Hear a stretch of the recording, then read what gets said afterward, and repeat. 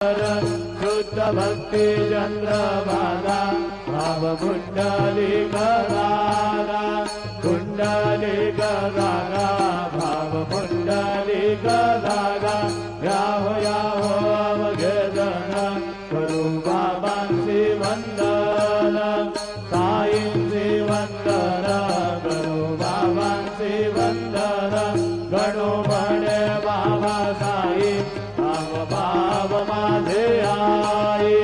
भाव माझे आई धाव भाव माझे आई झालेल डांगण वंदीन चरण डोळ्यान माहीन रूप तुझे